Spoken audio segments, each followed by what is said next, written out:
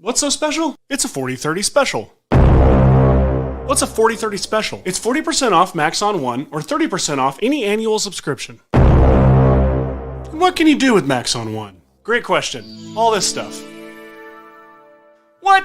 40% off Maxon One is a ridiculously low price for all the tools you get. Yeah, 30% off any annual subscription is pretty darn good too. So why is this special so special? Well, because it's the 2-year anniversary of the last time we had a May special.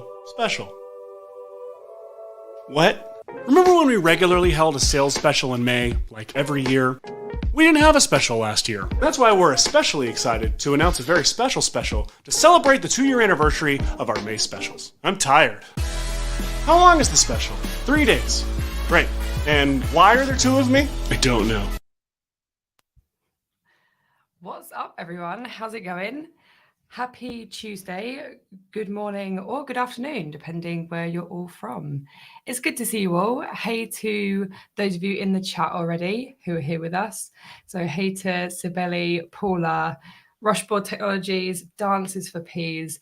How's it going? It's good to be here with you all in this lovely May Tuesday.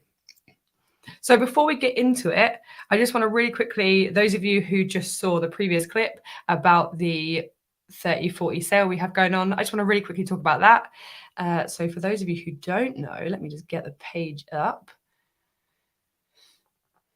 If it wants to open for me, here we go. So we have just announced this. So those of you who have been in the Maxon world for however many years, just like I have, will know that we used to run a special May sale. And then it got a little bit predictable. So then we stopped doing that.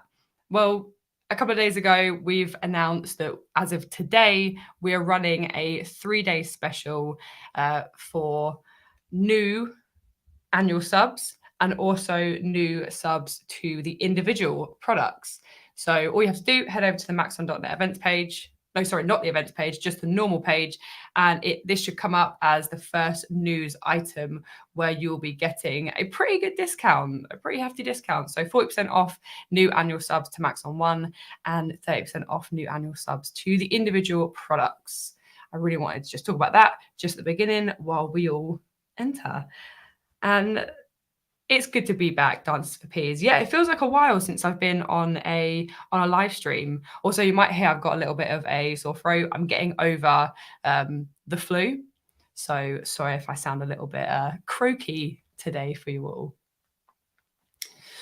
Cool. So a couple of weeks ago, I posted on my socials ideas and suggestions for this particular May live stream. Because I thought it'd be fun to do something a little bit different. Maybe normally what I do is I break down like a whole project from start to finish, which I'm definitely going to be doing over the next few months. But I thought, why not get some suggestions from you all as a lovely audience and see what I can answer during the next sort of like 60 to 90 minutes.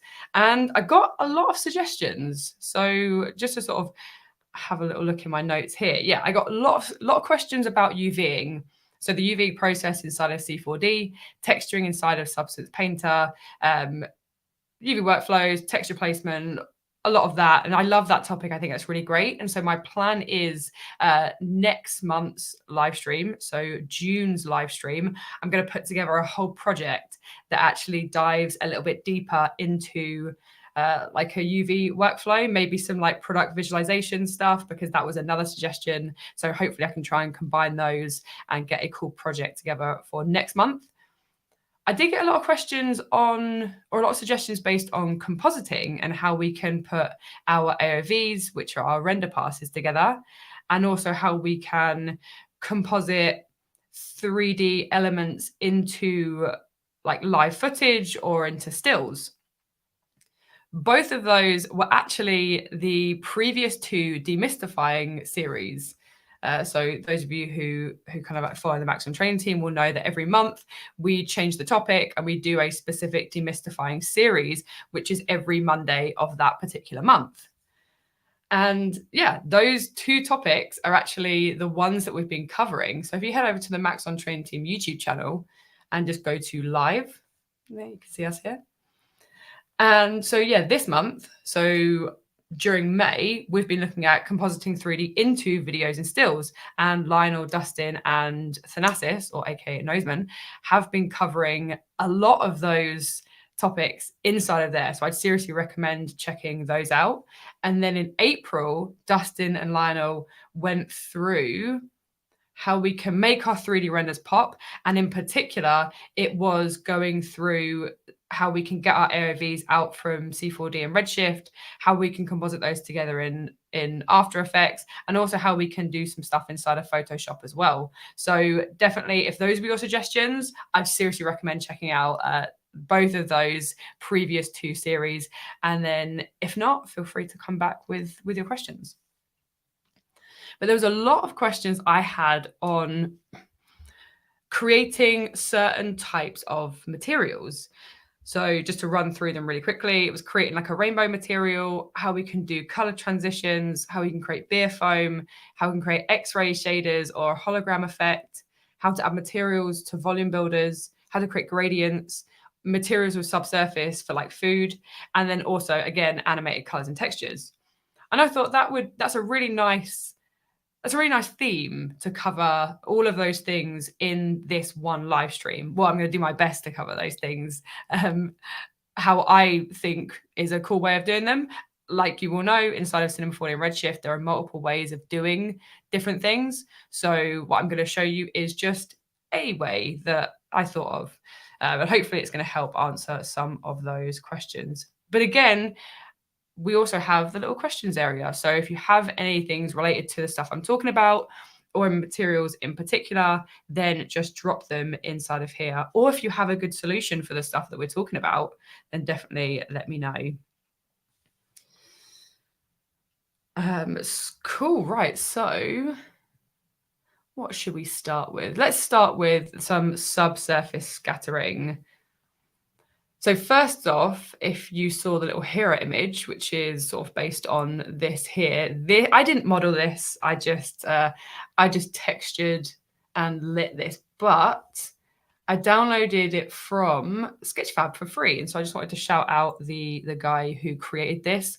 So on Sketchfab, it's Nesta Eric, and I actually found his ArtStation, so I can kind of like shout him out as well. He's the one that modeled this particular kind of piece of sushi. So yeah, check him out. And if you want to follow along, feel free to download that. So all I did was download that. I just set the scene up. I actually remeshed. So I used the Z remesher, just for those of you who haven't seen this. Remeshed the geometry, just so I had nice topology. And then I actually did some sculpting over the top of it. So just this little piece here, if I come out of my camera, I can show you this. End up sort of looking a bit like this, a bit more surface detail, just to try and add some realism. Really, I always try and make it look as realistic as possible, and I'm pretty happy with the result. I didn't spend too much time on it, which is like another plus, but it shows off subsurface scattering, which was one of the topics that was suggested, in particular along the lines of working with food. And the interesting thing about this is I used a little bit of like body paint, which I've not really played around with too much before, but we can actually draw our own textures onto the surface of our models, and then we can use those in Redshift. And I'm a big advocate for working with blending masks. And so what I did was actually drew my blending mask, which created these inside lines, and I added a different texture to them. And so that's what we're going to look at today, and just see how we can do that. So maybe let's come back into here and let's turn a few things off, just so we can focus on the subsurface scattering side of things. So let's get rid of our chopsticks, and then maybe we can get rid of these and all of these. Cool.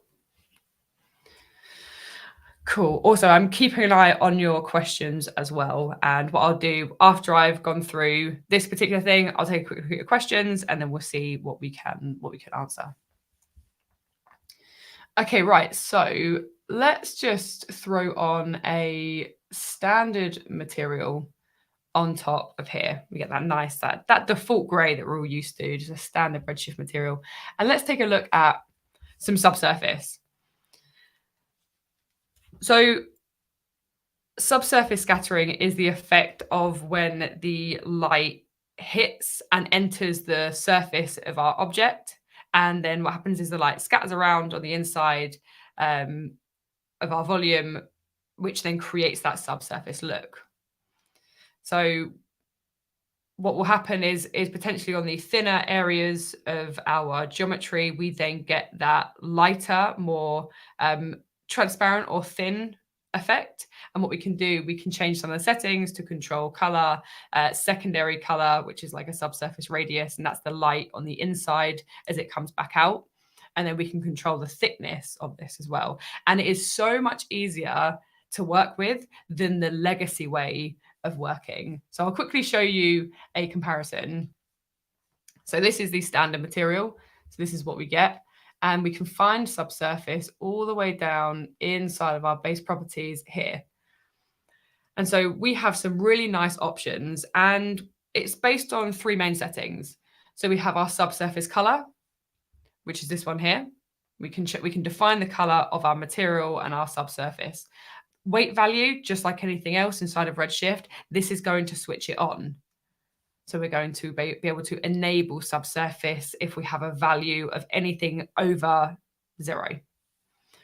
Our radius is actually how we can control the light that exits our object again. And this is defined by our red, green, and blue rays. So we'll have a little look at that in just a sec. And then what we have finally is the scale. And this is the distance that our light is going to travel. So just as a comparison, I want to show you the previous way of working where we had slightly more what I would call like technical terminology and technical parameters. So we had things like attenuation, transmittance, absorption, and scatter coefficient. So you can see how much simpler these settings are in here. And it's going to allow us to create really easy subsurface materials with not a lot of sort of messing with settings that can be quite confusing, because I learned subsurface the other way, and it was challenging. Cool, so let's actually just start off with some subsurface. So what I'm going to do, I'm actually going to disable my diffuse because we don't need any of that. All my color is going to be controlled in my subsurface color. And then all I'm going to do is just switch my weight value to 1. Oh, I've changed it on the wrong material. Rookie mistake, don't add it to the backdrop. Cool, so let's come down and let's add some subsurface. And let me just go back, switch that backdrop back on. Okay, cool. So we can already see that we're getting that, or hopefully we can see we're getting that subsurface feel, that subsurface look.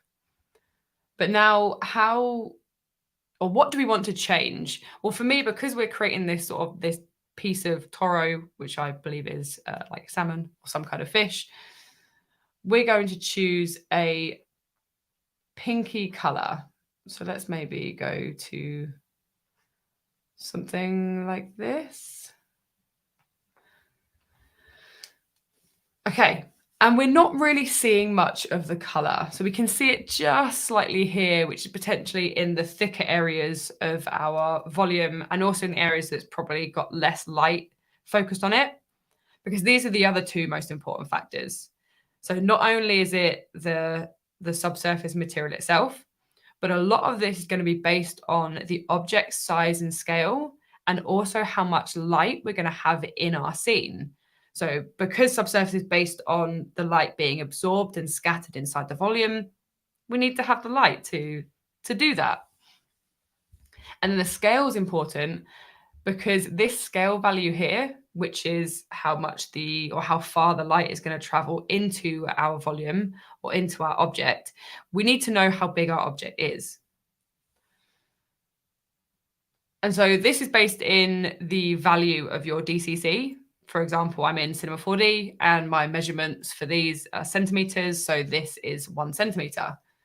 The size of my little piece of sushi is 6 by 5 by 2. So we can see that just down here. So what that means is at the moment, this value of 1 centimeter is quite a high value, especially if it comes to me just wanting to create a piece of more realistic looking food. At the moment, it looks really thin and transparent, whereas we need to pull some of that color back and have effectively less subsurface. So let me not change the weight value. Let me change the scale value to something like 0.1. Okay, so now we're getting much less of that effect and it's starting to look a little bit better.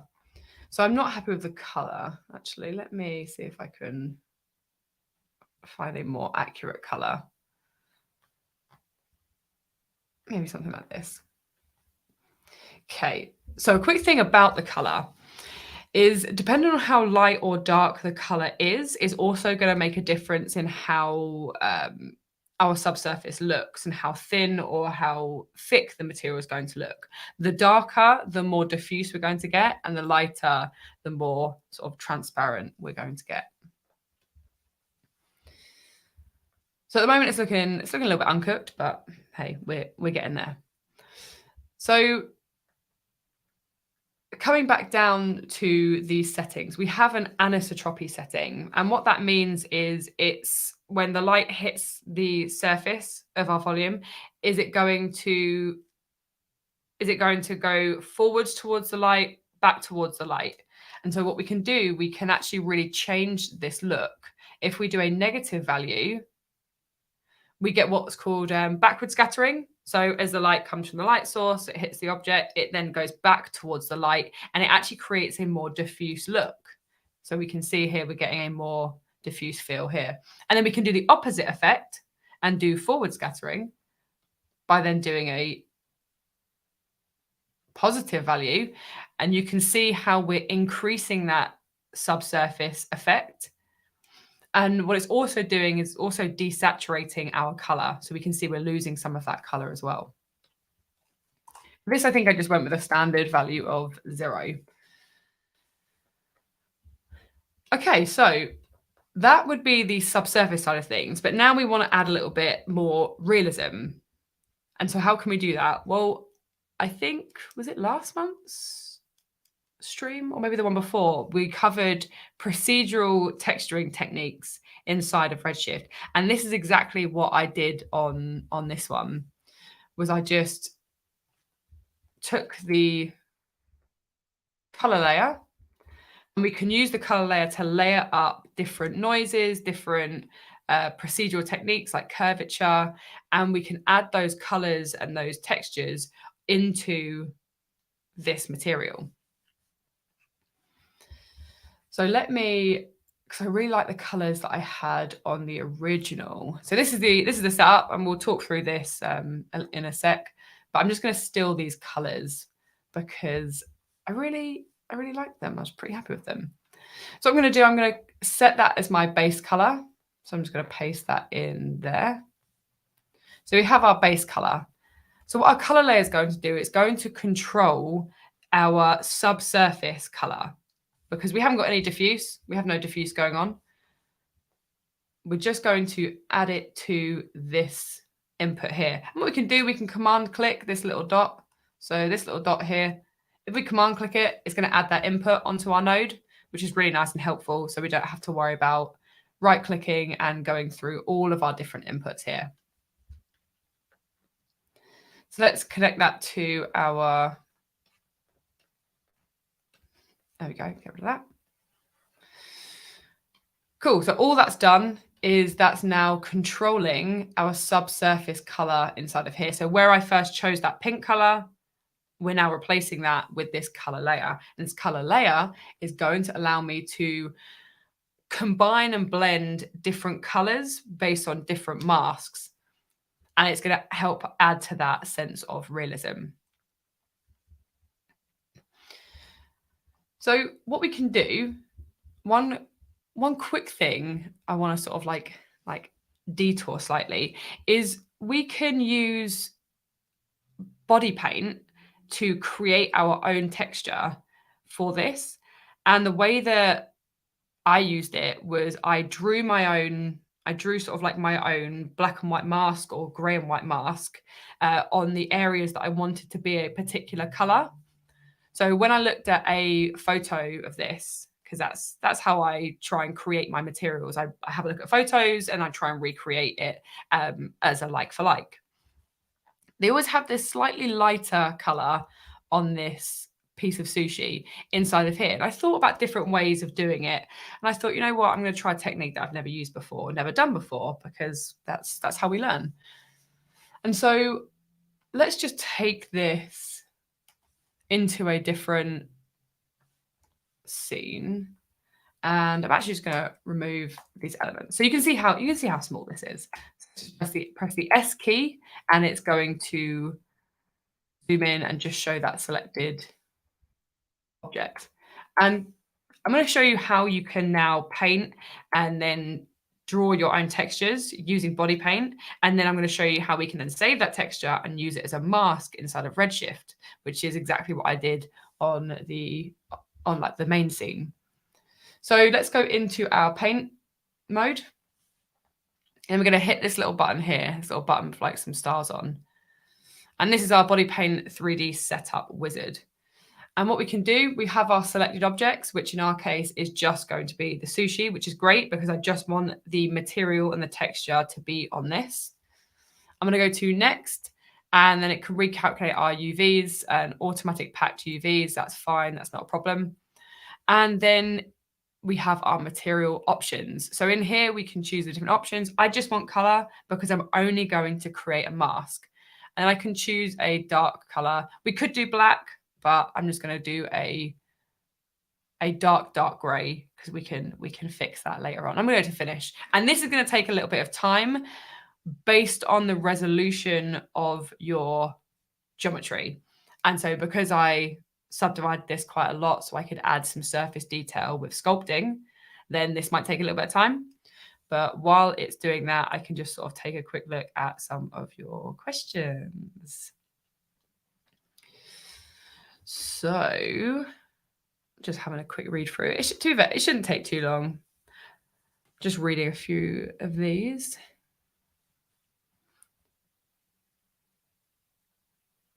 Okay, so just having a quick look at this question. On the Nike live stream a couple ago, I didn't get where the tiles came from because of my version of C4D. I need to create this one, but you easily found it.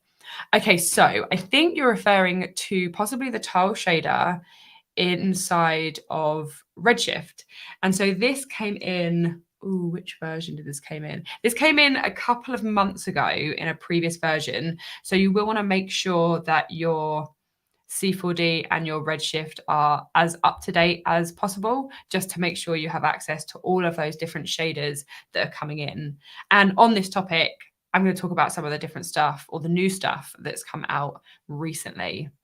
So if that's what you're referring to, hopefully that helps. Yeah, just make sure you've updated and you should find the tile shader. But if not, just let me know.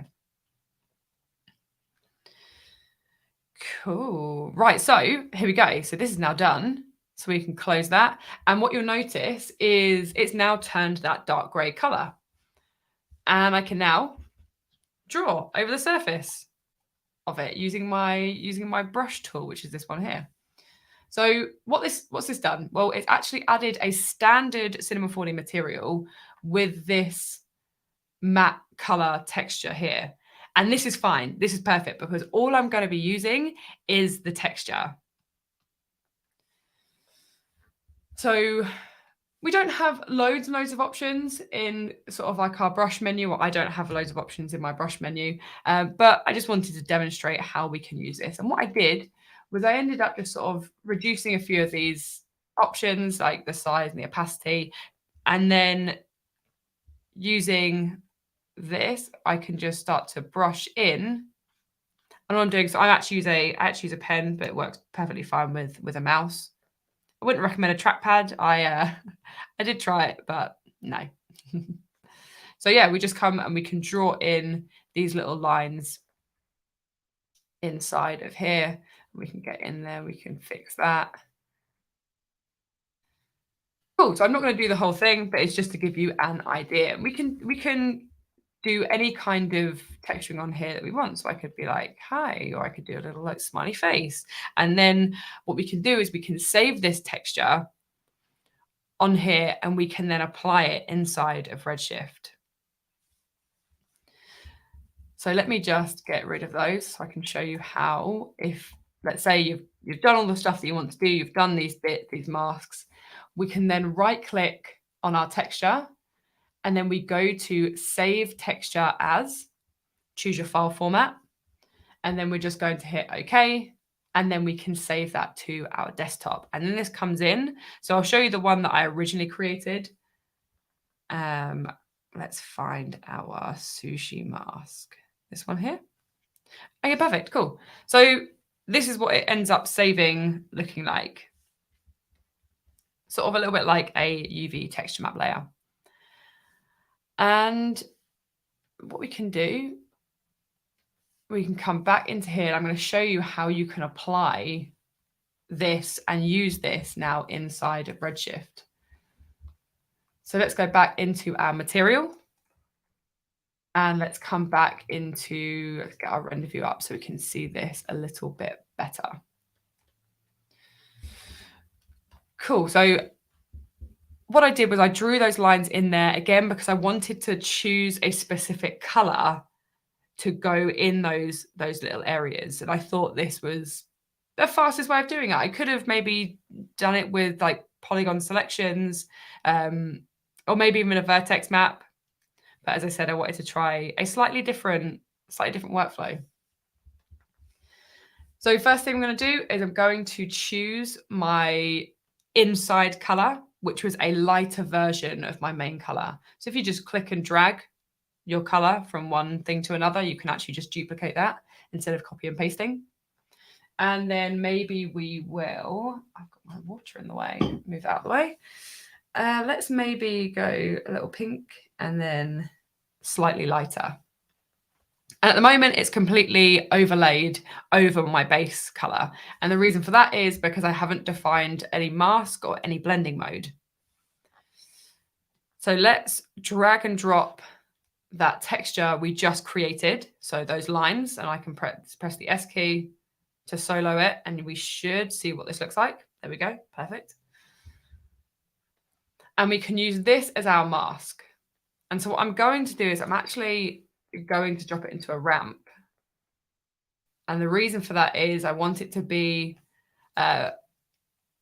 almost 100% black and 100% white, just like we would have a layer mask inside of Photoshop.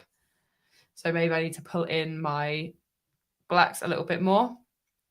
And then now I can use this as my layer 1 mask. And then let's just, and now hopefully, let's make this a little bit of a brighter color so you can see that. Now, hopefully you can see we're now getting those little areas inside of here where we've just drawn that mask being that secondary color. And I think that really adds to it. Like if you look at like a photograph of what this sushi would particularly look like, that little area in there really does make a difference. Cool. So from here, it's then just some of those same procedural material setups that we went through in a previous live stream.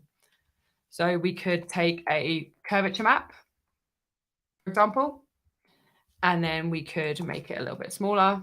Maybe go a bit smaller again. And then we can use this in the exact same way that we just used our mask. We could come in, we could add a secondary layer.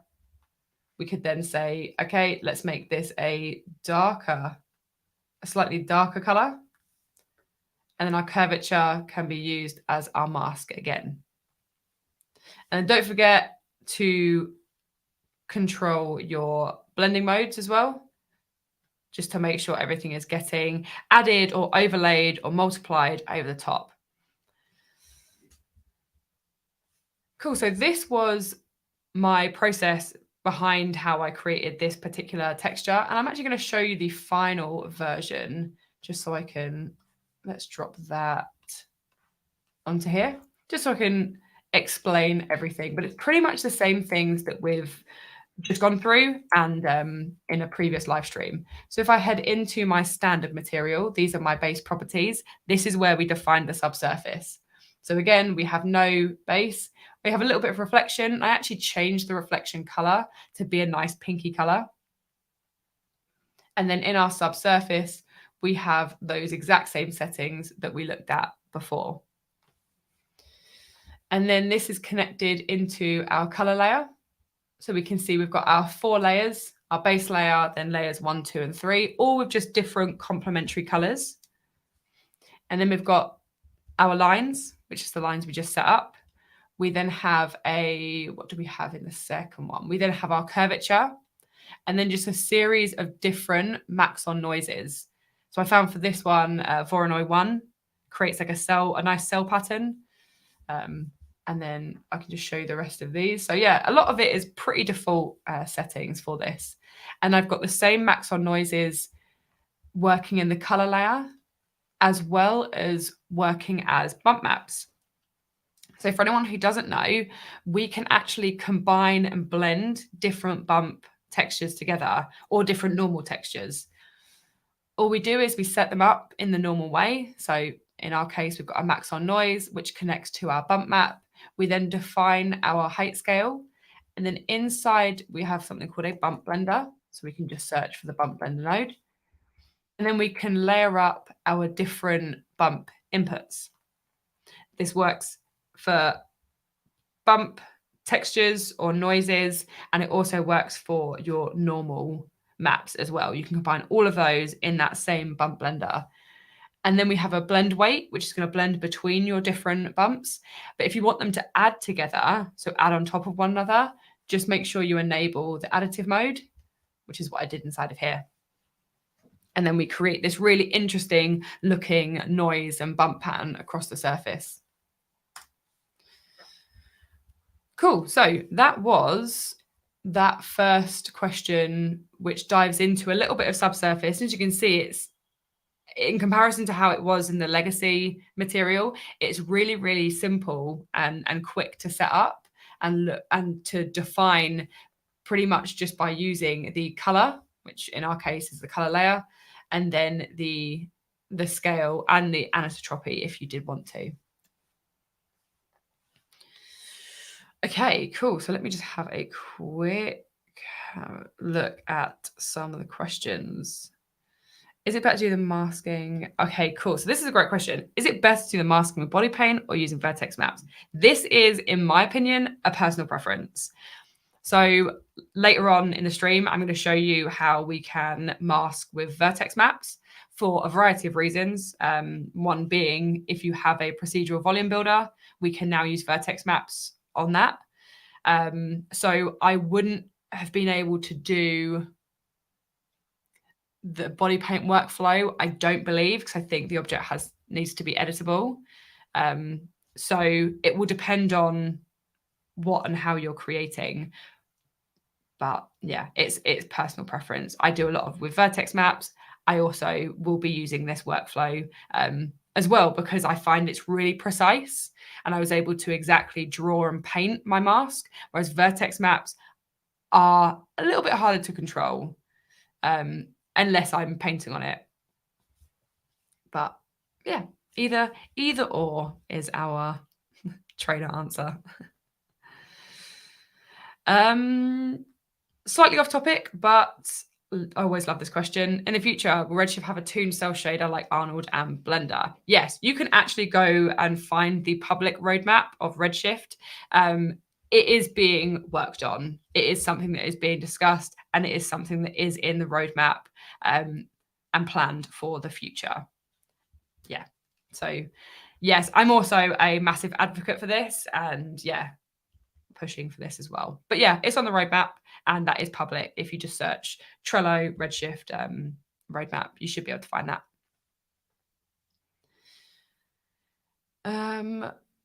Just going through a few more.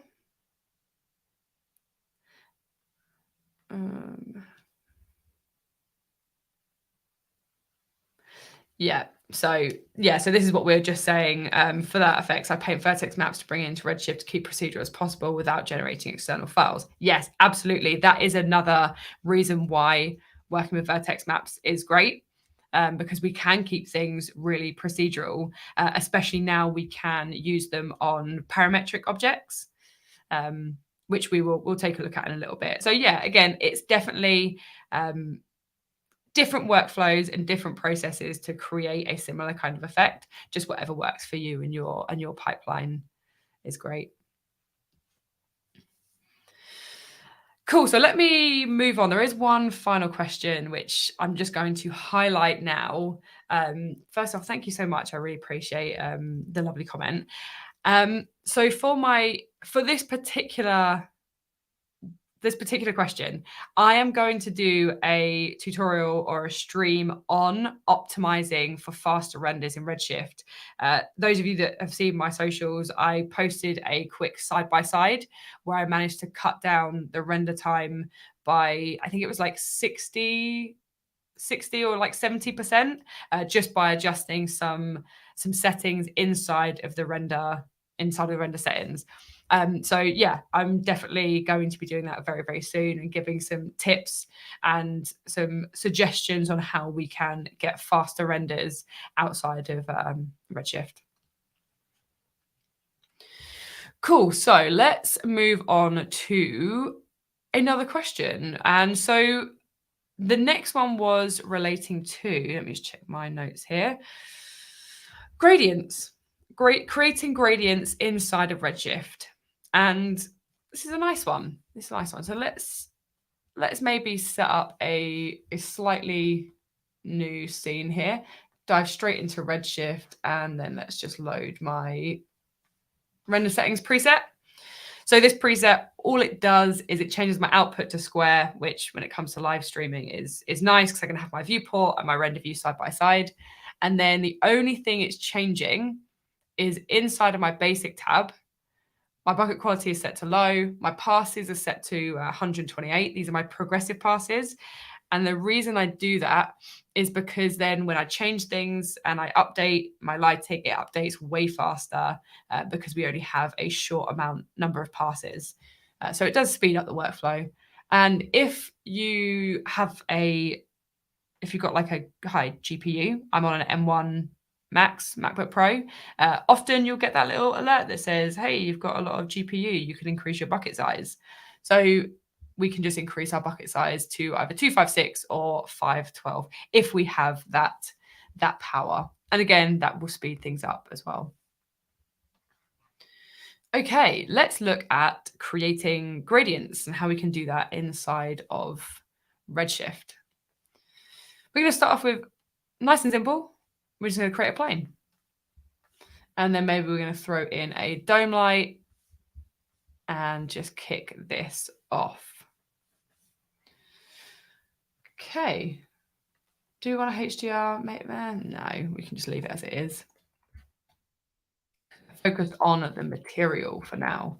So let's double click, create a new material. I'm going to throw that onto our plane. So a variety of different ways of creating gradients, and it depends on what you want to do. Also depends on your geometry and your UVs. So we're going to look at a couple of different methods inside of here. So the quickest and easiest way of creating a gradient is to just grab ourselves a ramp node. And then what we can do is we can use this to control the base color of our standard material. So if we plug this in here, we can see that we're getting a black and white gradient already.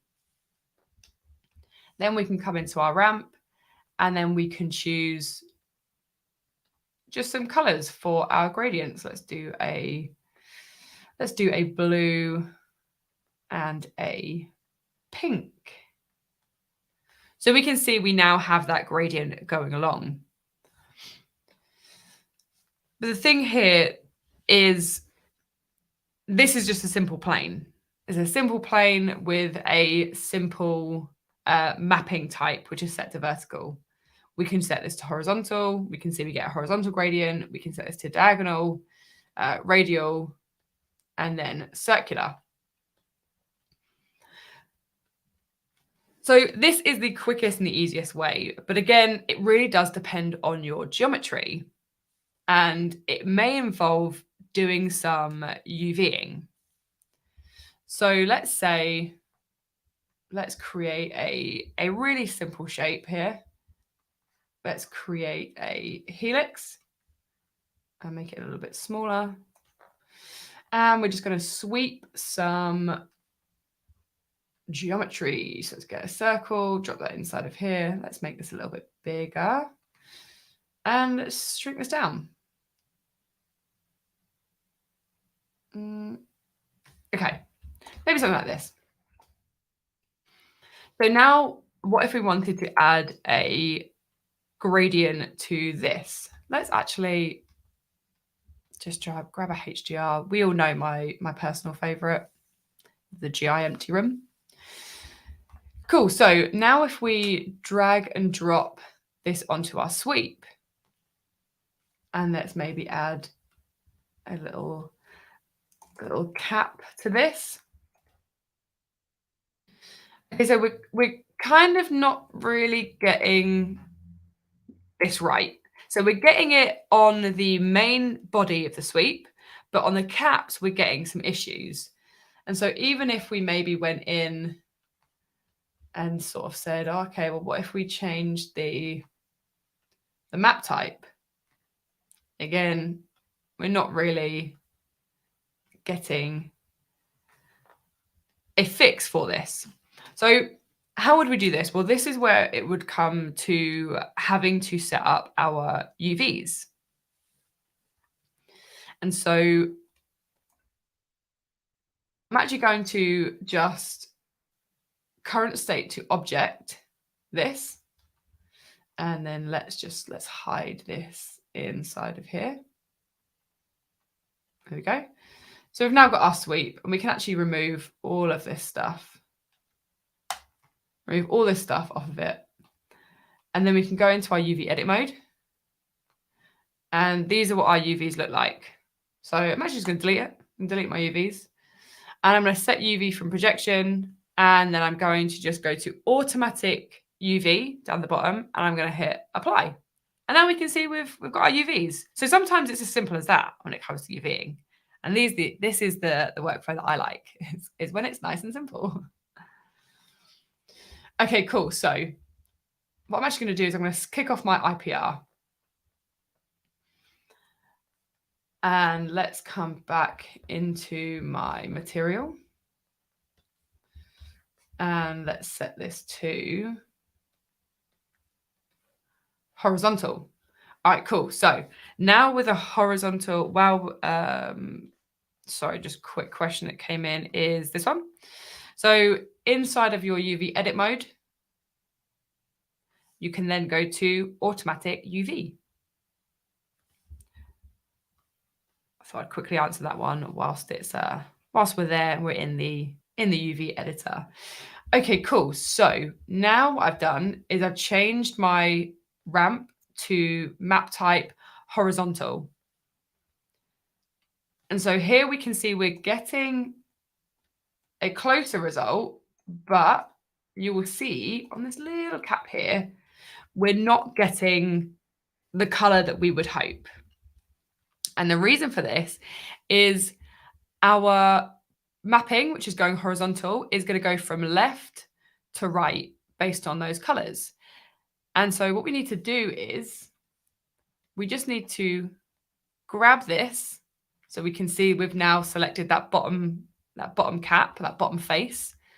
And then the way that you can move your UV islands or your areas inside of this square, you can actually click this button, which is going to allow us to move, scale, and rotate this particular thing. We can't use these ones. So if we click that, and then keep an eye on this color as I move this over. So as I'm moving it over, we can see we're getting the different colors of that gradient. And now we're getting exactly what we need. So Nick covered this on one of his amazing quick tips on the GSG YouTube channel. And so he goes into a lot more detail about this on using like grayscale gorilla materials. But this is a really quick and simple version. If you're working with a gradient and you're not getting it to map correctly, then chances are you might need to just sort out the UVs just to make sure the UV islands are matching your gradient projection. All right, cool. So let's come back into here and let's take a look at a slightly different option when it comes to working with gradients. And this is working with the state node. So what could we do for this? Let's take a landscape and let's get rid of our sweep. Okay, here we go. There we go. Cool. So we have our landscape and let's just make this a little bit higher just so we've got some nice, some cool height going on. And then we're going to bring back our Redshift render view. Okay, so what we can do is we can actually take the state node, which gives us different aspects of shading. So let's just sort of create a material and throw that on there. And let's just grab the state node. So we can see we have loads of different output options, and these are all different shading effects or shading types. For us, we just want to look at the normal, because what our normals do is they look at the X, Y, and Z axes. And so what we can do is we can actually split out those different axes, and then we can create a gradient based off of that particular kind of direction. So what we need to do is we need to grab a color splitter, and this is going to allow us to split out our red, green, blue, or alpha directions by plugging our normal into here. And then just for the sake of this, I'm going to put it inside of the base color just so we can see what it looks like. So if I get my red, we can see that this is going along my x-axis, so my red axis. We then have the green, which is the y, so up and down. And then we also have the blue, which is the z. So we can see it's coming sort of like towards us. And we can use this to then create a more interesting looking gradient over maybe more advanced models that, again, doesn't necessarily involve you having to UV. So let's say we want to use the green. And then we want to take a ramp, because our ramp is going to allow us to remap the gradient. So remap the black and white knots and also recolor. So let's again just choose these colors. So we're going to choose a blue, and then we're going to choose a pink. And as I pull these handles down, you can see that we're now getting a more interesting gradient, but it's based off of the normals. And so this could be a more kind of like interesting way of creating a gradient. One final thing, and this is sort of going to lead us into then animating textures, is we've talked a little bit about vertex maps. So we could also use a vertex map to not only work as a mask, but work as a way of creating a gradient based on, let's say, a field, for example. So the way that we can do that is on my landscape, I'm just going to add a vertex map. And then we'll keep it nice and simple. We're just going to choose a linear field, and then maybe we'll go something like this. So this is we're seeing our vertex weight values here. So we're going from 0%, which is red, to a 100% value. And then when we use this vertex map inside of Redshift, we can then use this weight as a gradient. And again, we can then colorize it and tweak it. So we've got our linear field and we've got our vertex map. So inside of here, this is our vertex map, let's say gradient. And we can add another new material. And then what we're going to do is the way that you can bring vertex maps into Redshift to use their information and use their data is something called a vertex attribute node. And what's nice about this is it's super simple. It just asks for the attribute, and the attribute is our vertex map. So we can drag and drop that inside of here. And then if I solo this, we can now see we're getting a black and white gradient based off of that vertex map. So again, let's just recolor this. So far, all we've been doing is we've been changing the color of our gradients. We haven't been changing the materials. But this is something we can do in just a little bit. So let's just load in what's like a cool one. That's a pretty cool one. So here we're using our vertex attribute inside of our ramp to recolor our base color. But the cool thing about this is because it's based on a vertex map, which is based on a linear field, I can then start to play around and look to animate my materials using this kind of workflow. And this leads us nicely into the next setup, which was creating transitions or animating our textures. And vertex maps are a great place or a great kind of like workflow when it comes to animating and creating our own interesting materials and textures. Cool. So really quickly, I'm just going to have a quick dive into the questions just before we kind of move on. If anyone has any questions on gradients, then just let us know. Also, hey to Desmond and hey to Yar BG. Good morning, afternoon, or night. So it's afternoon for me. Let's just have a quick dive in.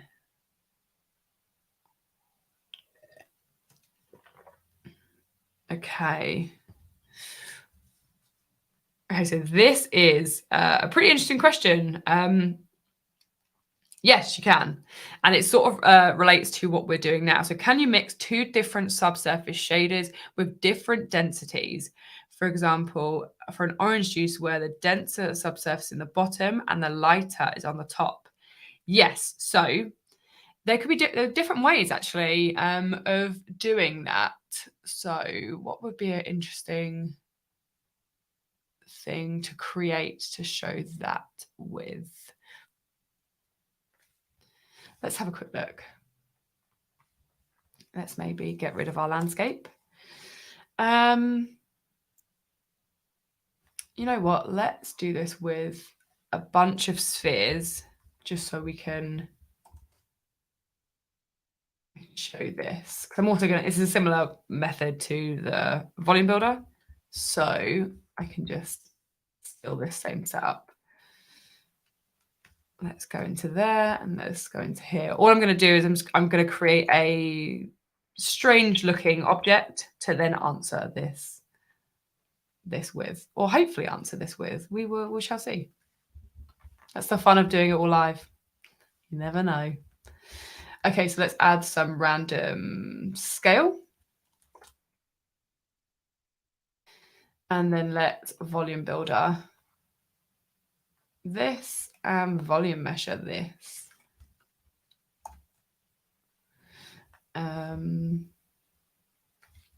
Yeah, that should be fine. Maybe we'll pull everything a little bit closer together. Okay, right, let's delete everything else that we don't need. And let's maybe move it a bit closer again. And then in here, I just want like a really strange looking shape that I can then show some different textures on. Okay, cool. Let's go with that then. So the question was, can you mix two different subsurface shaders with different densities? For example, an orange juice with a denser subsurface on the bottom and a lighter subsurface is on the top. So let's think about how I'm going to do it. Let's see if I can do it from left to right. So my thinking is we could probably use a vertex map and then have the two different materials. So one that is the denser and one that is the less dense. And then we can use the vertex map as the mask, the blending between them both. So let's see what that does. Let's see if that works. Okay, cool. So the first thing I want to do is I want to set up my vertex map. I'm going to hide this for now. I think we all kind of know where we're at with that question. So what I'm going to do is, for those of you who don't know, I would say this is a new-ish feature that came out in one of the recent releases. They all blend into one, unfortunately for me, but I think it was like one of the previous C4D releases where you can now apply vertex maps and polygon selections to generators or parametric objects. So they don't have to be made editable.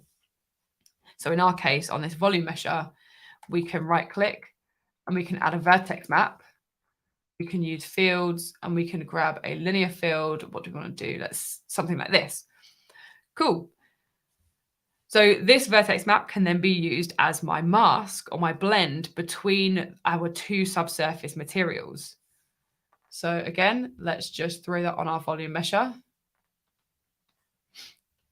And the first is going to be, let's set up some subsurface here. So weight value of 1. Okay. And then what scale we got? We're working at quite a high scale. So maybe we can do,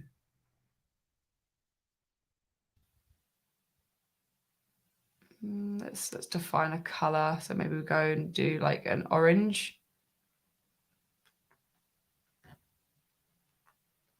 Okay. And then maybe do you want to go higher on that? So let's maybe go really high.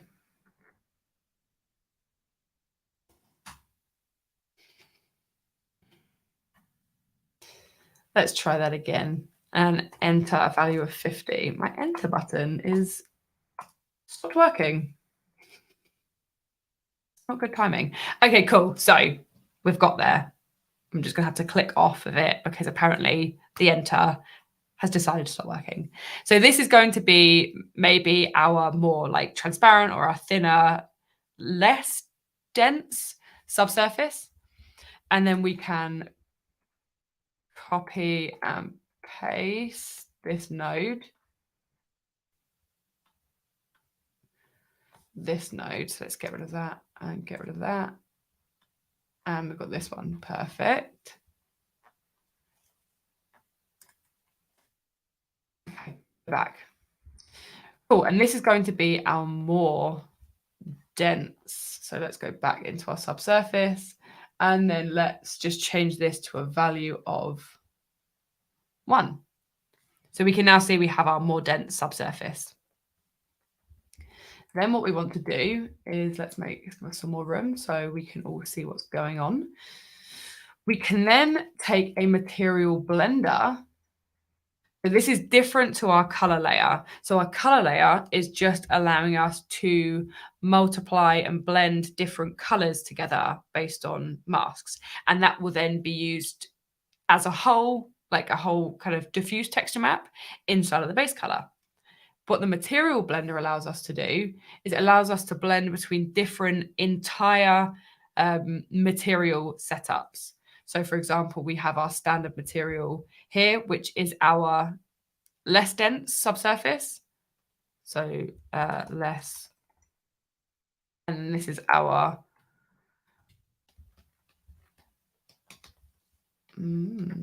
this is my Redshift's being a little bit strange for me today. Let's try that again. It always happens live. Okay, So let me just switch that off. Let me save this just in case we need to do a quick shutdown. So this is our, bear with me 1 second. I'm having a little bit of an issue. Okay, let's try again. File, save. Okay, that has worked. Let's bring you guys back so I can see you. Here we go. And then what else do I need? This. Okay, round 2.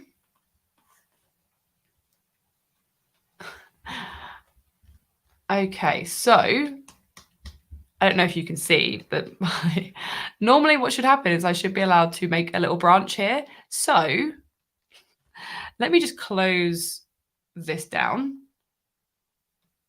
And then we're going to reopen because sometimes that's what you need to do. So bear with everyone. Hopefully this shouldn't take too long. Hey to Seymour, hey to Hot Zen Monster. I need to restart. I definitely do need to restart. Yep. So yeah, as TJ said, these things happen. We have to restart sometimes. And yeah, of course it happens during a live stream. Cool. Let's try this again. So let's reopen our little subsurface project and open our render view. The moment of truth. Do we? Yay! Yay! See, restarting always fixes everything. Cool. So going back to this setup. Sorry about that, everyone. It's not ideal, I know. So what our material blender is going to allow us to do is it's going to allow us to blend between different entire sets of materials. So in our case, we have the less dense subsurface and we have the more dense subsurface. And what we're going to do, we're going to connect these just into our base material and our layer 1. And I'm going to plug that into my surface. Then we can take that vertex map that we just set up on our volume mesher, which looks something like this. And then we're going to put our output color into our blending mode. And hopefully you can see, do you know what? I'm going to change the colors just to make it really obvious, but I can see the density change here. So let me just come in subsurface and then let's make this like a pinkier version so you can all see. That's the way that we would, so this was related to a question that was up here about mixing 2 different subsurface shaders. So this is the way you would do that. You would use your material blender and then you would set up the different base properties in your different standard materials. And then you could use a vertex map with some kind of field in this case, and probably in your case, you would use a linear field on the y-axis, and that would then work to change the 2 densities. Cool. So coming back in, let's have a little look at some more, animating some materials a little bit more. So let's do it on this. Let's just do it on this one. Why not? So what we can do is, again, using vertex maps, we can then take advantage of all the cool stuff that we can do with them. For example, creating cool growth effects with interesting sort of random field noise over the top. And then we can take those back inside of that previous setup, set up some cool looking materials, and then our growth is going to work as masking between our different textures.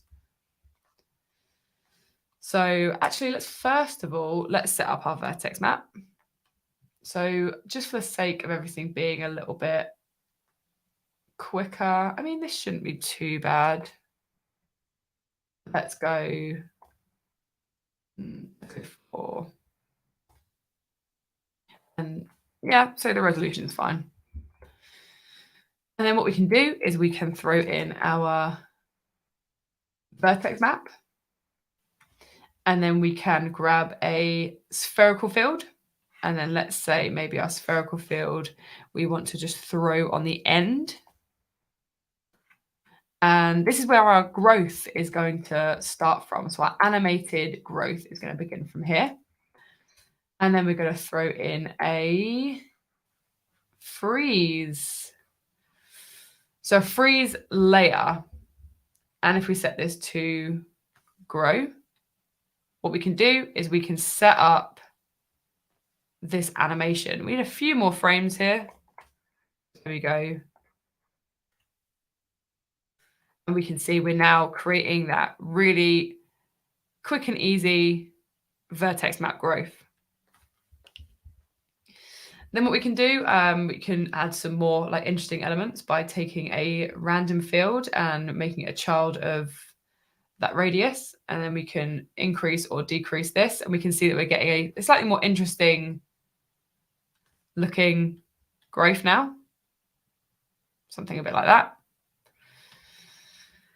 And then we can take this and we can use it to animate transitions inside of our Redshift material. So we can throw our volume onto there, and let's do, what should we do? Let's do maybe a glossy white and a gold, because we like a nice gold, don't we? Cool. So increase my metalness just to create that metal material, and then find a gold looking color. And then maybe we can increase that. So we've got like a brushed gold, and now we've got this glossy white. And so again, just like the setup we just did, we can grab the material blender, assign our different materials. And so we're not limited to 2 materials. So even though I'm only working with 2 materials here and 1 mask or vertex map, we can apply up to, is it 6? Yeah, so up to 6, including the base color. So technically 7 different materials with different masks. And then we need to grab our vertex attribute. Make sure we add our vertex map inside of there, and then add our blend color in here. And then as I play this through, so what we can do is just play that through, and we can then see we're getting that transition in between. Let me just remove that for now. And we can see that we're getting that transition now between our different materials. And the reason that this is so interesting is because we can then, because these aren't just colors, these are entire materials, I can change all the different attributes, and I can build up a really interesting looking material and have it blend between another completely different interesting looking material. So what I mean by that is, like, let's say on my gold material, I wanted to have some surface detail. So for that, I'm going to grab Maxon noise. Maybe we'll make it a little bit smaller. And I'm going to connect that into my bump. And then the bump into here. And what this has done is this is only applied, let's maybe go a little bit smaller. This is only applying it to the gold material because we have those separate materials now that we're blending between.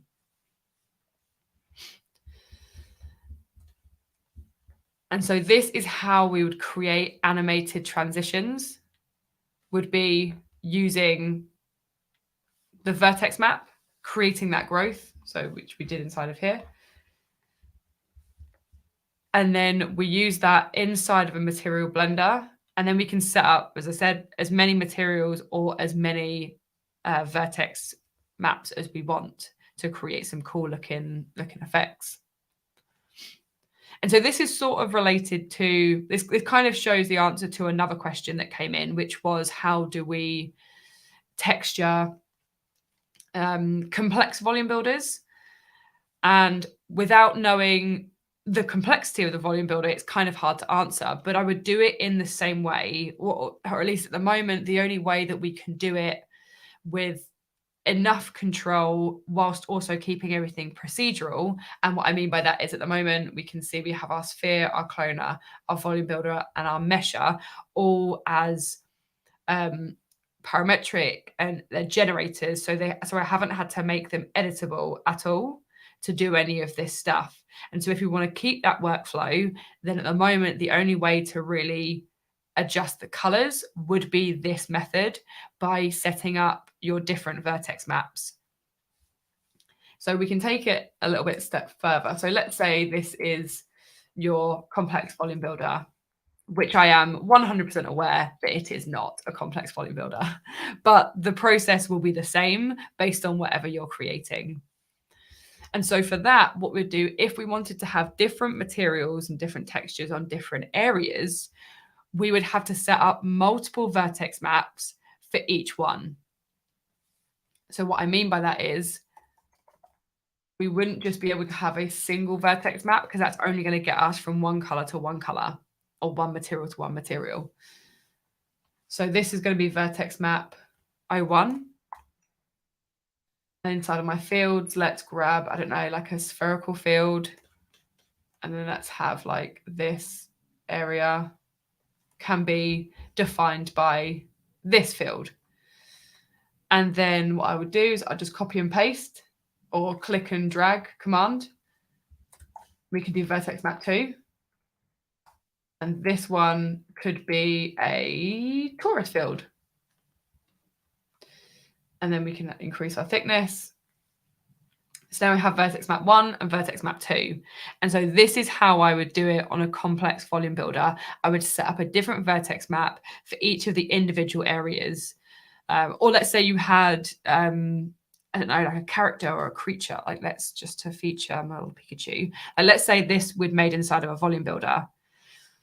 What I could then do, I could then add a vertex map to each of the individual areas that I want applied a different material to, and then I'd use this workflow. So this is where it can come in handy. And let's maybe just do one final material.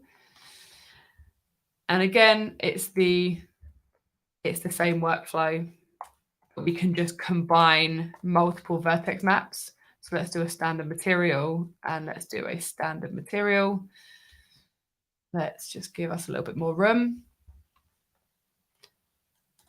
Grab our blender, drop that in, and then just for the sake of this, I'm just going to change them to be just some standard colors. And then that can be maybe, I don't know, like a white. Connect them together, and then we can command click our material and blend color. And then we want to take our 2 vertex maps this time. Vertex attribute. And this is going to be the first vertex map, and this is going to be the second vertex map. So this is how we do it with a more complex setup with more vertex maps. And then that's not super interesting. So let's maybe make that yellow. So this is how you do it on a more complex setup.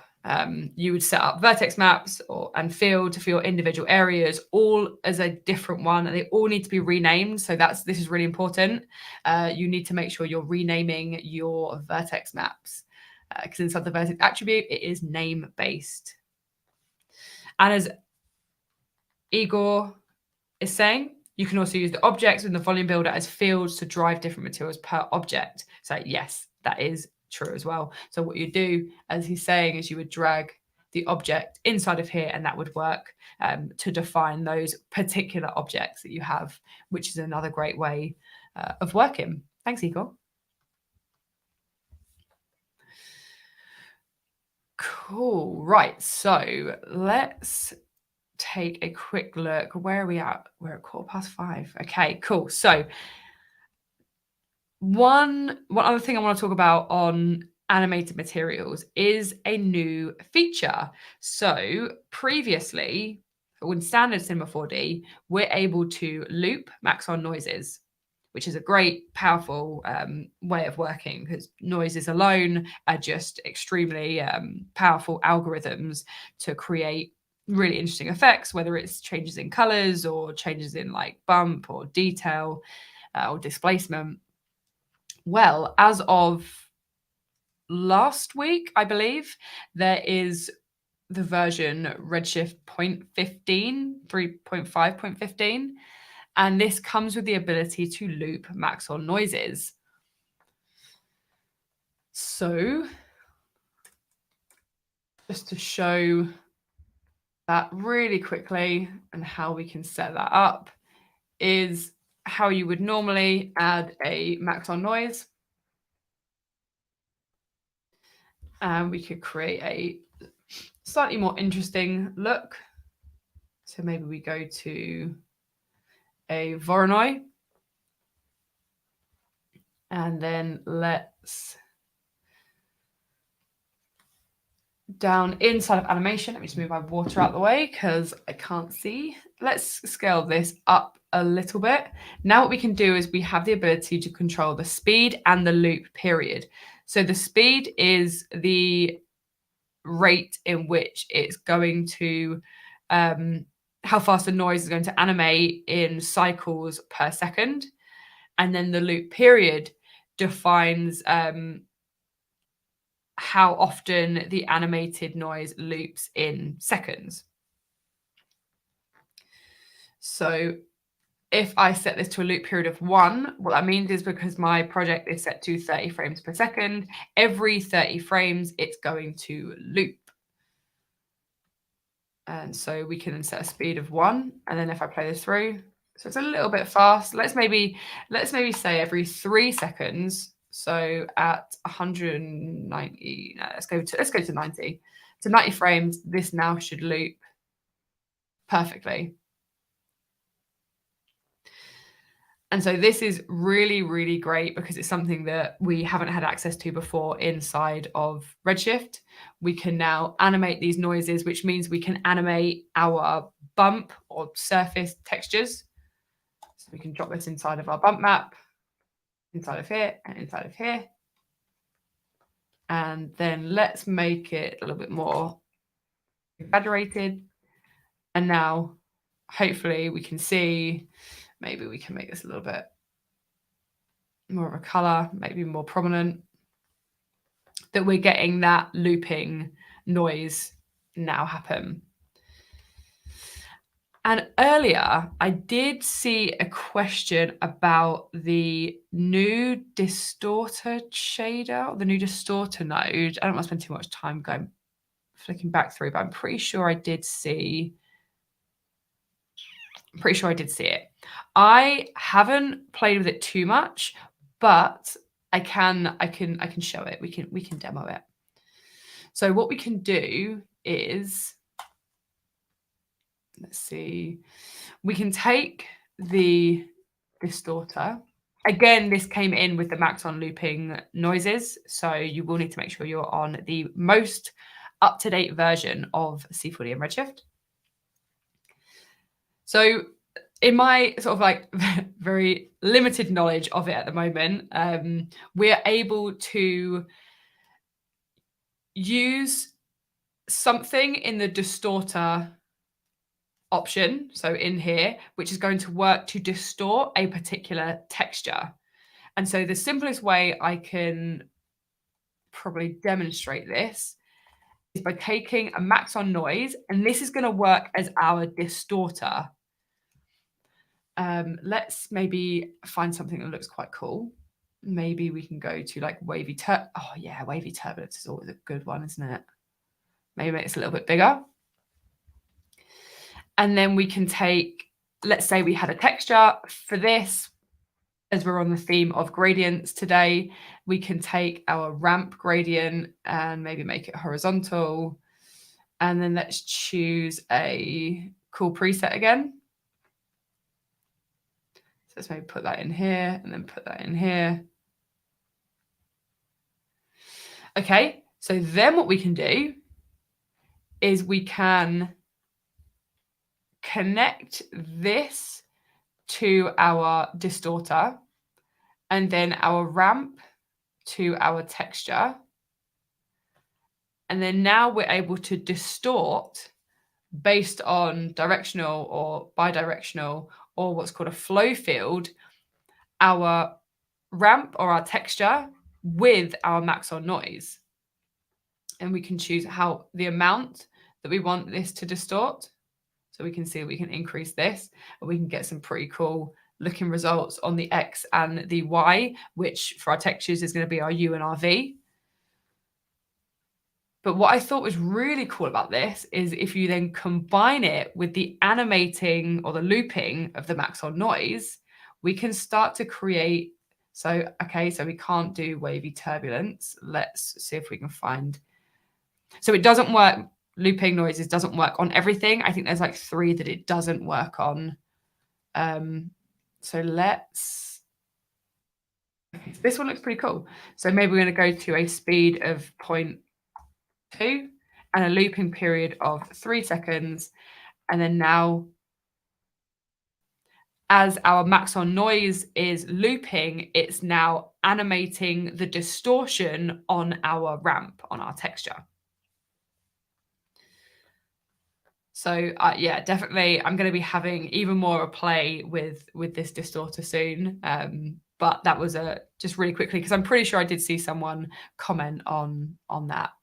So we can plug that into our base, and then we can have a pretty cool looking material, which then animates. Okay, cool. So I did want to get to a couple of the other suggestions, which was one really fast one is actually creating an X-ray or like a hologram shader. So let's just really quickly do that, because it's going to be really, really quick. So let me just close that. No, I don't want to save any of that. And then let's start again. So let's cut into Redshift and then go to my RS start. And I'm just going to do this on the headphone. If I could spell, that would be cool. Oh, here we go. So let's go to the headphone model. Is it that one there? Yeah, perfect. Just because it looks like it's cool geometry. And so this X-ray shader is going to look way cooler on cool geometry. Perfect. Just seen that from you, Ali. Hopefully that helped. Sorry, it wasn't like a super in-depth. I'm going to do a quick tip on the distorter shader when I get my head a bit more around it. But hopefully that shows it just a little bit for you. Little teaser. Cool. So I'm going to collect objects and delete. And I'm not even bothered about these materials. Let's get rid of them. And we can get rid of all of that and all of that and that. Cool. So we have our single object. Bear in mind, that isn't important to the shader. I just wanted to do that just for convenience. So I can create one material and throw it on. Okay, let's grab our dome light. And then, of course, we're grabbing our HDR image. Cool. So let's kick this off and let's create hopefully a cool X-ray shader. So new material, throw that on your object. And as I said, this is going to be super, super simple. You're going to be like, what? And the way we're going to do it is by using the Fresnel shader. And so if we're solo my Fresnel, we can see we get this really nice fall off effect. So we get this really nice black and white gradient. Gradients has been like the buzzword for today. If you've got it on your bingo card, check it off. And so what we can do is we can use this Fresnel to control the opacity, but we're still then going to get that outside edge. This is going to be perfect for creating that X-ray style shader. But what I like to do, I like actually to disable this use index of refraction, because then we have full control of the curve fall off. So we can now really just like creatively, based on what we think looks good, control this without having to worry about understanding the index of refraction. Of course, if you want to, then by all means you can use that, and then you can change your index of refraction, and then you'll get the Fresnel based on that accurate IOR. So those are the two different ways that you could do that. But for me, I do like the control that I have here. And then what we can do is we can connect this to our opacity. And then we're pretty much getting that X-ray shader. So let's maybe make it, I don't know, what's like a cool X-ray color? Like a blue, perhaps? So we have this, and we can see that we can increase or decrease this to maybe bring some more of that opacity back. And so this is how I would go about creating a really like quick and easy shader. And we could even, so in this case, actually, do you know what I'm going to do? I'm going to get rid of my diffuse, and I'm going to put it into my emission. Yeah. Cool. And then maybe we can bring that back to 3. So now we're getting more of that X-ray look. And another thing we can do to combine with this is there is a wireframe node inside of Redshift, which is going to give us the wireframe of our model. So I like to uncheck show hidden edges, just so we get a little bit more of a cleaner wireframe. And then we have our wire thickness. So we can have really thin or really thick looking wires. So maybe we go 0.3. 0.3 could work. And then again, in the same way that we use this in the opacity, we can use the wireframe in our opacity. However, we do need to actually swap these around. So if I change that to black and change that to white, we now get that cool wireframe. And so if we're talking about like that FUI or all those like cool things we see in like, I don't know, like the Marvel films or whatever, this is how we can create that effect really, really quickly and really easily using just 2 nodes inside of Redshift. And then why not? If we think, hey, I like the wireframe, but I also really like that Fresnel look, but you've only got 1 opacity input. Well, don't worry, because using our color layer, we can actually combine these. Oh, this is going to be interesting. Do we choose add? Okay. So we can then choose our blending mode of choice to then create interesting looking X-ray shader. And then all we have to do is change the color inside of here. If we then want it to be, I don't know, like a pink X-ray. Oh, sorry, not in here. Inside of our emission, we can change this to then be pink. And now we have a really quick and easy X-ray shader that we could just throw onto any object. And then the only things we may need to adjust is just the curve fall off inside of here. So maybe we can bring that back and create quite a cool X-ray result. So hopefully that answers that question as well. Cool. Right. Okay. So let's have. I'm gonna have a quick look through some of the questions. So yeah, looping noise is very good, isn't it? How to convert standard materials to Redshift materials. Okay, this is a great question. Let me just pop this one up here. This is a great question. It's one I get asked quite frequently. And in true trader fashion, the answer is it depends. So let's see if I can find I don't want to be in Redshift. I want to be in standard. Let's see if I can find a standard material and maybe create. Let's have a look. Let's see what we've got in here.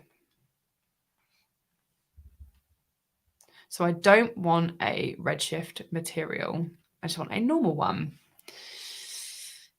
What's going to be something cool? Maybe not fabric. Okay, no, maybe we'll go with the fabric. let's open up a couple. So maybe we go get this flannel, download this asset, and then maybe we can download like this asset, and then we can see. Okay, cool. So these are standard Cinema 4D materials. These are not Redshift materials. We can open them up and we can see that we have our different channels and we have our different layers. When it comes to converting standard materials to Redshift materials, unfortunately, at the moment, Redshift is unable to see the layers. And what I mean by that is we can see that in my reflectance channel, I have layer 1 and layer 2. Redshift isn't able to see those. Therefore, when it comes to converting, it's not going to do the conversion process properly because it can't separate out those different layers.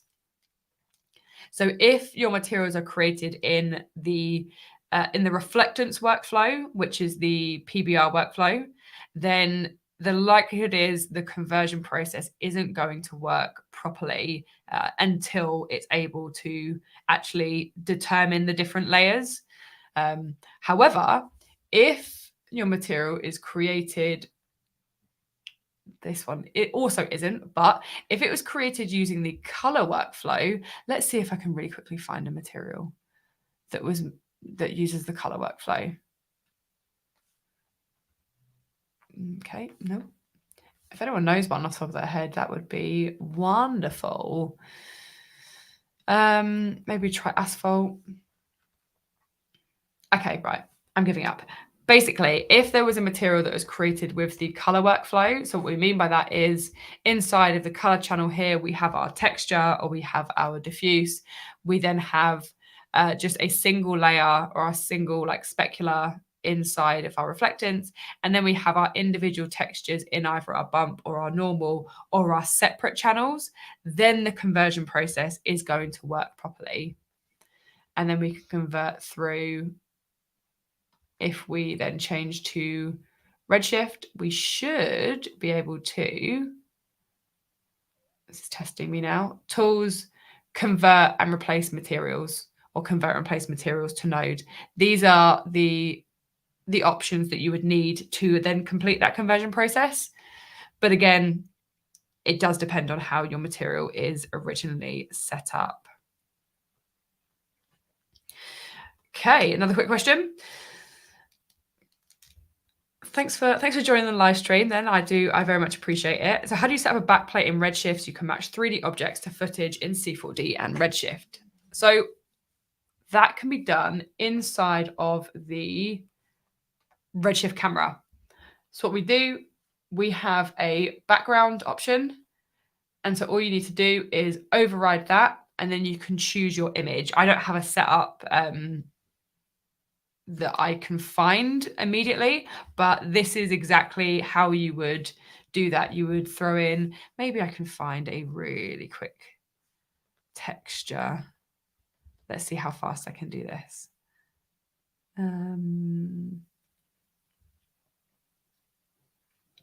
I might just have to settle with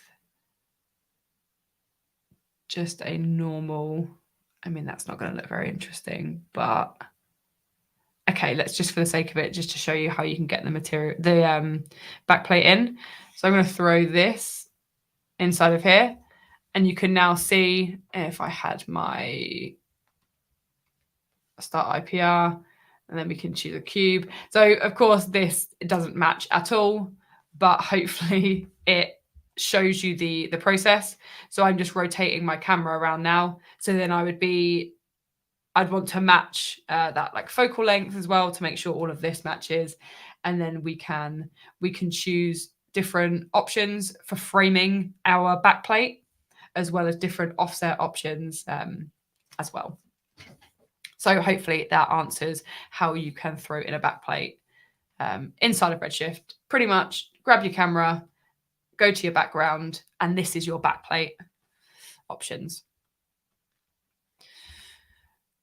Cool. So just having a quick look through. There are some new comments. Okay, so this is sort of like a part 2 to your question. I managed to load an image and the viewport looks distorted, but on the render view, it looks fine. Okay, so at the moment, the trouble is there isn't a like for like because the viewport is the Cinema 4D viewport, whereas the render view is Redshift's render view. So unfortunately, there is not a absolute like for like yet.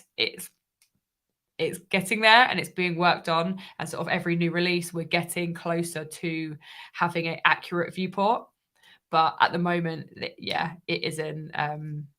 It does look a little bit distorted, and yes, it should work with a image sequence. So if I drop down the image, we can see we also have animation, and then you can change this to simple or loop or ping pong, and then you can change it, you can add it in, and then you can detect the frames, and then it will detect that. We add some sort of image plane object. I unfortunately do not know the answer to that. This quick question just came through. I unfortunately do not know the answer to that, but I can suggest it to the dev team and see if it's something that they're either working on or something we're looking to have in the future. And the previous thing I just showed was, yeah, how we can add an image sequence to that. It's just inside of this little drop down. So normally you can't see this, but if we drop this down, we can add in our image sequence and detect our animation. Cool. So I'm just having a quick look through some of these final questions. I know we've sort of like run slightly over the 90-minute mark, but hey, there's lots of cool stuff to talk about and to show. Yep. So this question and this sort of questions are related to the same kind of thing. Yes, a toon shader is on the roadmap. I was sort of discussing this earlier, that you can actually find the roadmap for Redshift is public. You just go on Trello and search for that, and you can see that there is a toon shader being worked on.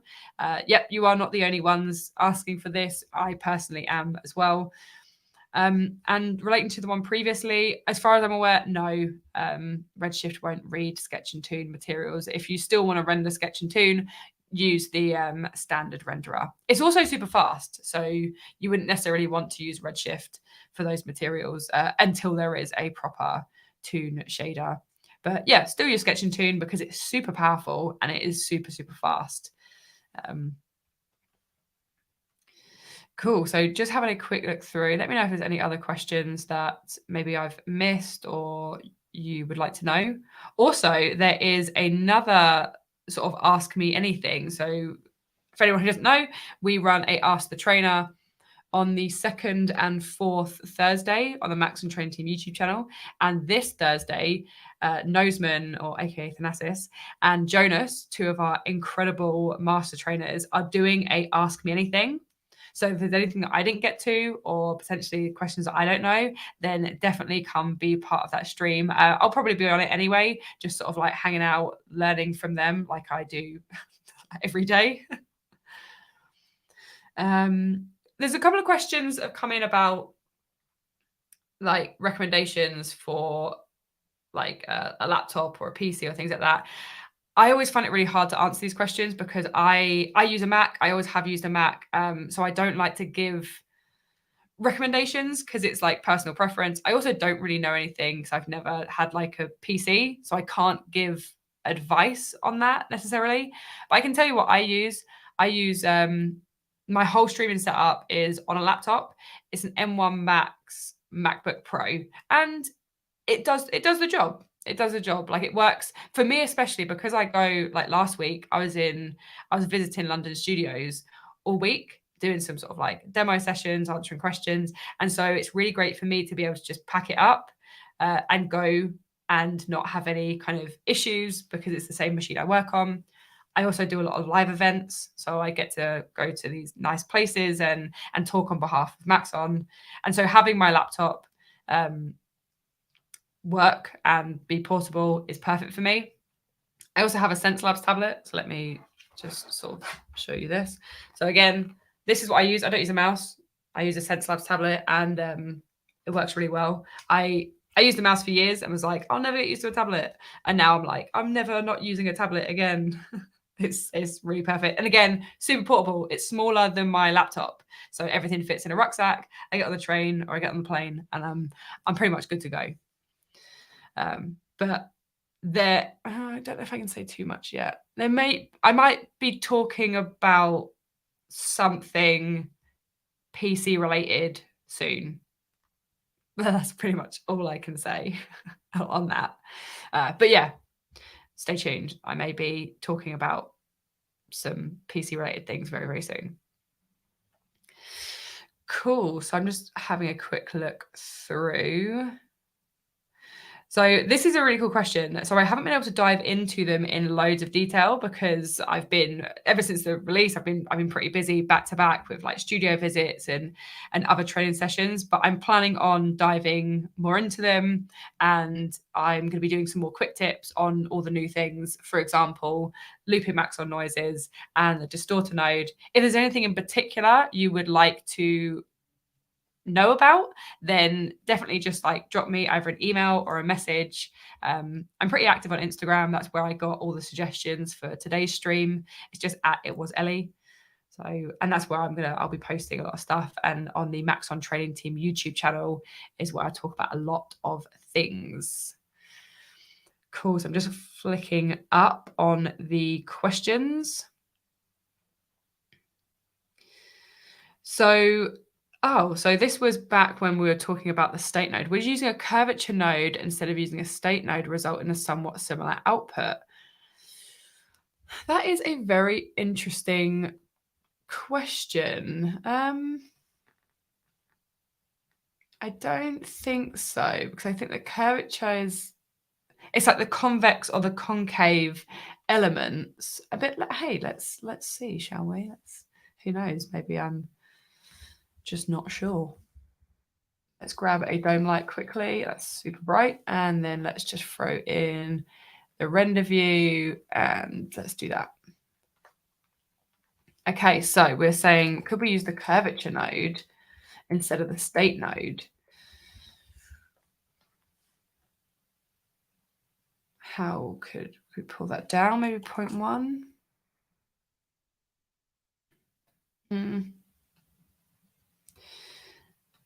Not necessarily. I don't think it's really going to work in the same way. Maybe if I go higher. Sort of. We're sort of getting that top, but it's not as easily controllable as we can see, because we only have like our mode and our radius options. No, it's not working the same way. Whereas what the state node is doing is it's taking the normals, and then we're splitting out the different axes to then create that gradient, whether it's the X, Y, or the Z. But the curvature node used for other reasons is so amazing. But it does depend on your geometry quite a lot. So you need to have like maybe a high resolution model that has some nice like convex or concave elements to then use the curvature, which we used on like the sushi in the first scene.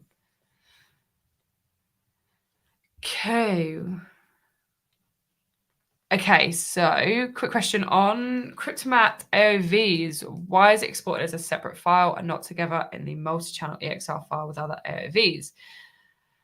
So I think this is due to something called deep rendering.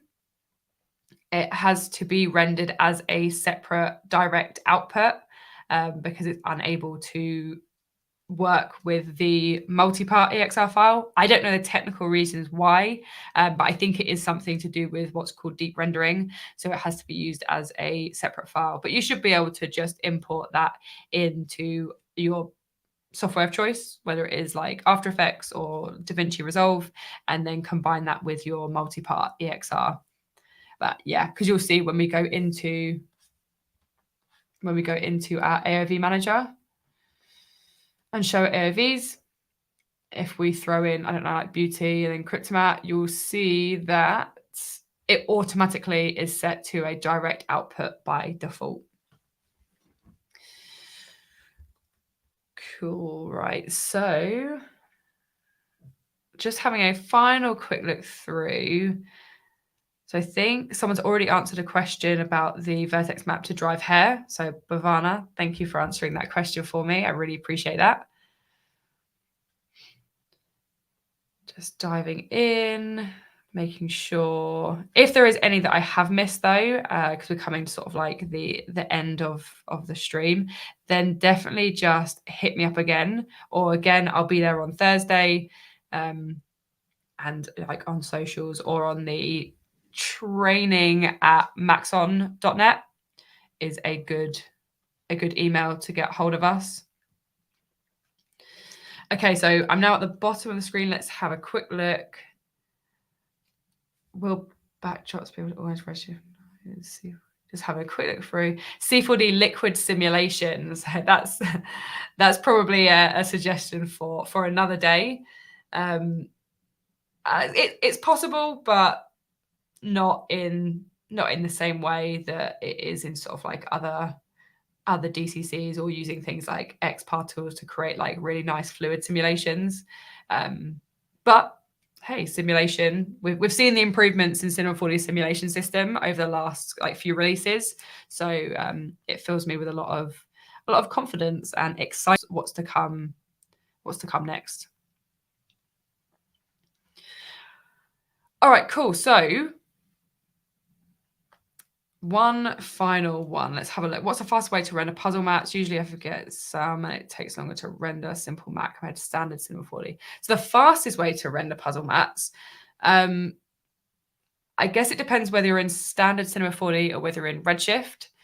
So I just render them inside of my AOV manager. I create my puzzle map, and then it depends if you want to do it on a material ID or if you want to do it on an object ID. For me, I can do an object ID. Then let's just for the sake of this, let's add a couple of quick elements. So we've got our sphere, our cube, and then we would have our cylinder.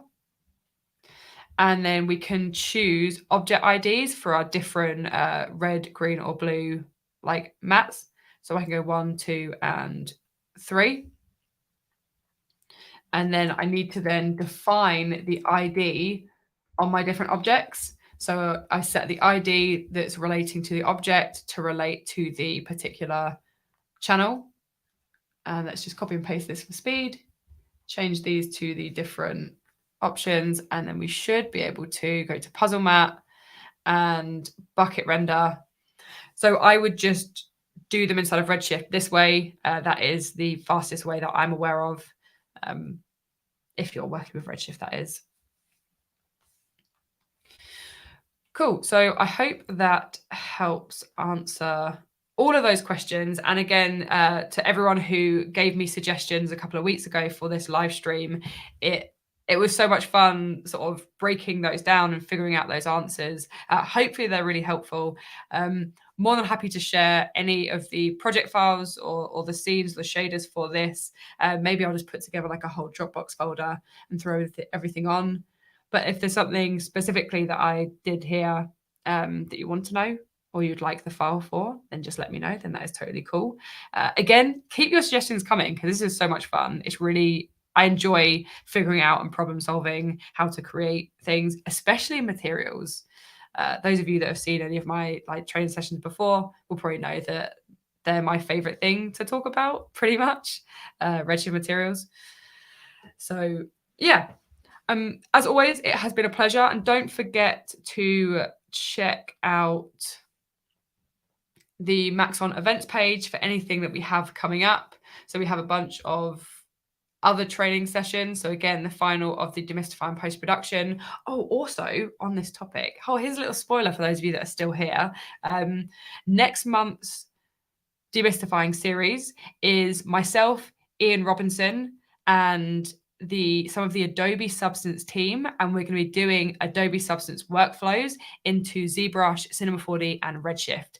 It's not on the events page just yet, but I believe it will be either the end of this week or early next week for you. And I know I've been talking about Substance quite a lot and talking about the fact we're going to be doing streams on it. So yes, June, demystifying every Monday in June, we're all going to be covering some Substance workflows. So yeah, definitely check out the events page. And as we said, anything that I didn't get to today or anything that you'd love to know to ask the absolute total experts, then on Thursday, we have that Ask the Trainer, Ask Me Anything special. And they'll be more than happy to answer all of your wonderful questions. So as always, it has been a pleasure. I will see you all on another stream very soon. Thank you for all of your amazing questions, and thank you for just being here and hanging out. I always appreciate it. So have a good one. Have a great rest of your days and have a good week. And I will speak to you all soon. Bye, everyone.